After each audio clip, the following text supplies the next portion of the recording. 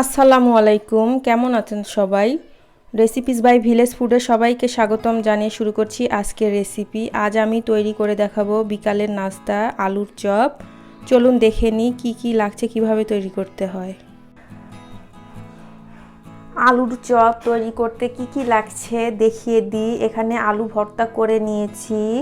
এখানে লাগবে পেঁয়াজ বেরেস্তা 1 টেবিল চামচ, ধনেপাতা কুচি লাগবে 3 টেবিল চামচ, আর লাগবে লবণ স্বাদ মতো, ভাজা জিরার গুঁড়ো 1 চামচ, আর লাগবে শুকনা মরিচ ভাজা গুঁড়ো করা 2 চামচ।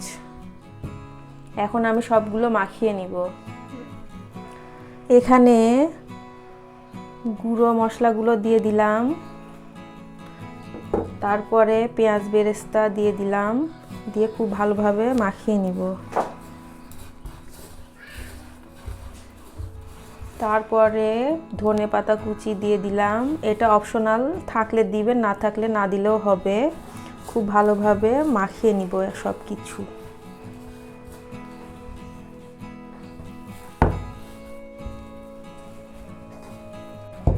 খুব ভালোভাবে মাখিয়ে নেওয়া হয়ে গেছে। এখন আমি চপের শেপ দিব।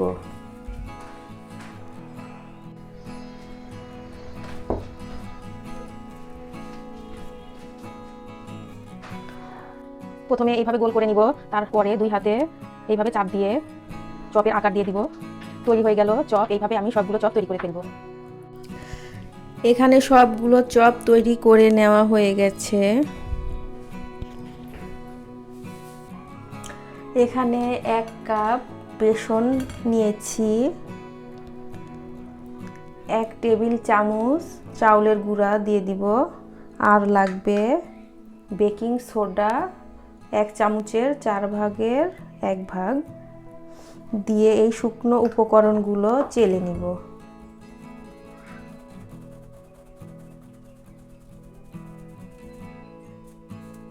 খুব ভালোভাবে চেলে নিব, তাহলে লাম্পস থাকবে না। খুব ভালোভাবে চেলে নেওয়া হয়ে গেছে। এখানে গুঁড়ো মশলা কি কি লাগছে বলে দিই।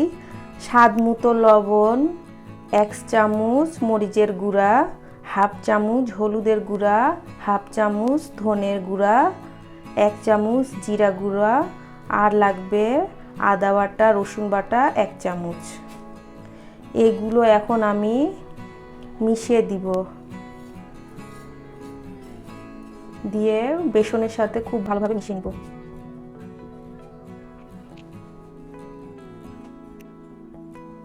খুব ভালোভাবে মিশানো হয়ে গেছে। এখন আমি পানি দিব আর একটি পারফেক্ট ব্যাটার তৈরি করব।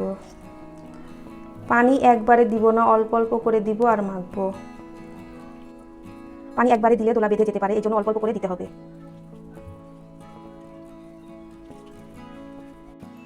ব্যাটারটা খুব ভালোভাবে তৈরি করা হয়েছে। এখানে পানি লেগেছে 1 কাপ প্লাস 2 টেবিল চামচ, আপনাদের কম বেশি লাগতে পারে।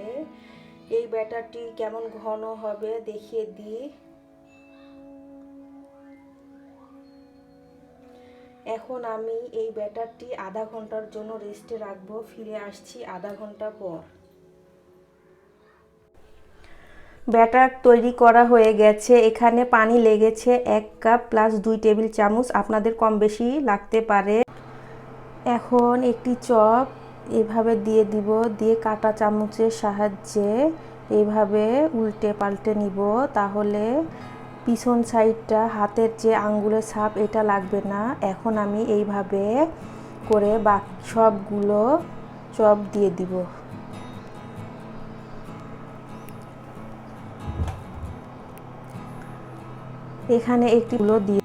এখানে একটি পাত্র নিয়েছি, পর্যাপ্ত পরিমাণে তেল গরম করে নিয়েছি। এখন আমি এখানে চপগুলো দিয়ে দিব।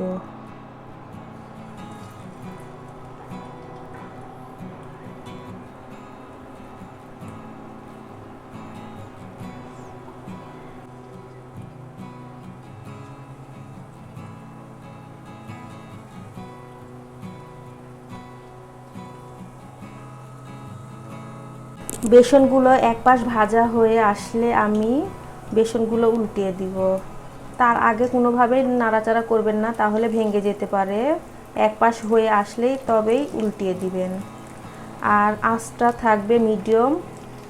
হাই হিটে দিলে ভিতরটা কাঁচাই থাকবে আর উপরে পুড়ে যেতে পারে।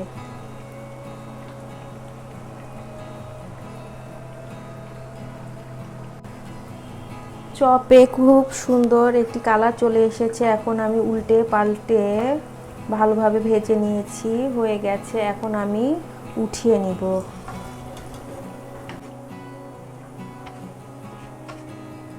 সবগুলো এইভাবে উঠিয়ে নিব। এই তো হয়ে গেল চপ। দেখুন কত সুন্দর কালার এসেছে। এইভাবেই বাকিগুলো ভেজে নিব।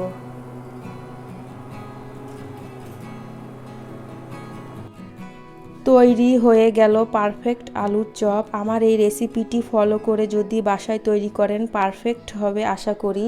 আমি একটি ভেঙে দেখাই কত সুন্দর হয়েছে।